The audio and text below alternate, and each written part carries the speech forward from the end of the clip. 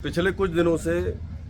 Corona को लेकर फिर से डराने वाले मामले सामने आ रहे हैं और WHO के मुताबिक पूरी दुनिया में पिछले एक महीने में 8.5 लाख से अधिक मामले कोरोना के आए हैं, जो कि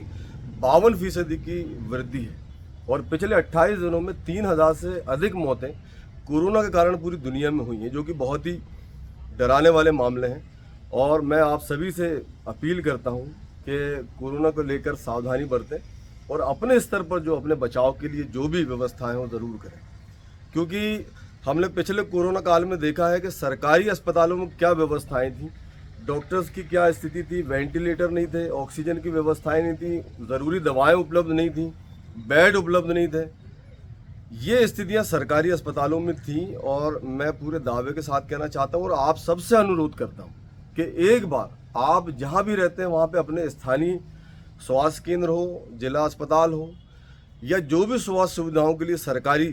व्यवस्थाएं, उनका अवलोकन जाके ज़रूर करें कि पिछले कोरोना काल में जिस तरीके से हमने देखा है और कोरोना काल के पहले उन स्वास्थ्य केंद्रों की, अस्पतालों की क्या स्थितियां थी और वर्तमान में आज क्या है। आपको मैं दावे के साथ कहना चाहता हूं कि आप ज़रूर एक बार अवलोकन करिए उन स्वास्थ्य केंद्रों का, अस्पतालों का, जो कि सरकारी। आपको कोविड के पहले जो व्यवस्थाएं थी, आज जो महामारी हुई थी पूरी कोविड में,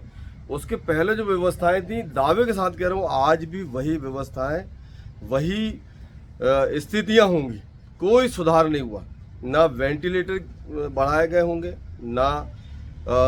दवाइयों की स्थिति सुधरी होगी, ना ऑक्सीजन होगा और ना ही डॉक्टर्स होंगे, ना स्टाफ होगा।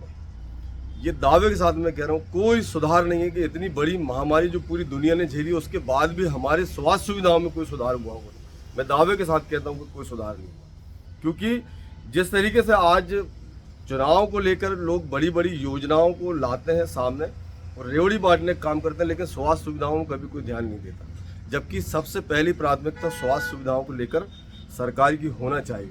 और कोरोना काल के समय जिस तरीके से प्राइवेट हॉस्पिटल्स ने जो लूट मचाई थी, वो सब उसको जानते हैं बहुत अच्छे तरीके से। जिनके पास लाखों करोड़ों रुपए थे उनका ही इलाज हो पाया, जो गरीब थे बेचारे वो किस तरीके से परेशान हुए और कैसी जान गंवाएं वो आप सब जानते हैं। देश के अंदर तो स्वास्थ्य सुविधाओं की ये स्थिति थी कि बहुत सारे राज्यों में लाशें नदियों पे बहा दिए और आज तक कोरोना के आंकड़े सही जो कितने लोग खत्म हुए वो आंकड़े तक की नहीं दे पाई है हमारी सरकारें। तो ये स्वास्थ्य की स्थिति है, न डॉक्टर्स की बढ़ोतरी हुई है, ना ही ऑक्सीजन प्लांट जो लगाए गए हैं उनकी क्या स्थिति, कुछ भी समझ में नहीं आ रही। तो ये सब चीज़ें आज सरकारों को सचेत होने की आवश्यकता है कि जिस तरीके से देश के अलावा और दुनिया भर में फिर से कोरोना तेज़ी से बढ़ रहा है, इसमें सरकारी सुविधाओं को, सरकारी व्यवस्थाओं को सुधारने की ज़रूरत है। पिछले बार जब मैं अल्पसंख्यक विभाग के जिले का अध्यक्ष था तो मैंने लगातार प्रयास करके जो मध्य प्रदेश के स्वास्थ्य मंत्री हैं प्रभुराम चौधरी जी से कई बार भेंट करी और अस्पतालों में सुविधाओं को लेकर भी कई बार मैंने पत्राचार किया है और उप स्वास्थ्य केंद्र घोषित कराने के लिए मैंने प्रयास किए, जिसमें 6 उप स्वास्थ्य केंद्र की स्वीकृति हुई थी, लेकिन आज तक भूमि का आवंटन नहीं हो पाया और ना उन उप स्वास्थ्य केंद्रों की शुरुआत हो पाई। ये हमारी लचर व्यवस्था है। कई बार आप पत्र लिखो,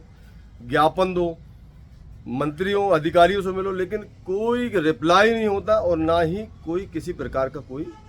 स्वास्थ्य को लेकर ये गंभीर है। इसलिए मैं फिर से आप सभी से अपील करता हूं कि अपने स्तर पर कि हम किस तरीके से कोरोना को लेकर अपना बचाव कर सकते हैं, अपने परिवारजनों का बचाव कर सकते हैं, उसके लिए ज़रूर ध्यान दें, क्योंकि हमने देखा है कि किस तरीके से परेशानियां होती हैं। और मैं फिर से अपील करूंगा सरकारी महकमे के अधिकारियों से, स्वास्थ्य संगठनों से और सरकारी स्वास्थ्य सुविधाओं को बढ़ाए जाने के लिए मैं जिले के प्रशासन से निवेदन करता हूं कि स्वास्थ्य सुविधाओं के लिए अभी से बढ़िया इंतजाम करें, ताकि आने वाले समय में लोगों को लुटना ना पड़े और इतनी आसानी से उनकी जान ना जा पाए। धन्यवाद। जय हिंद।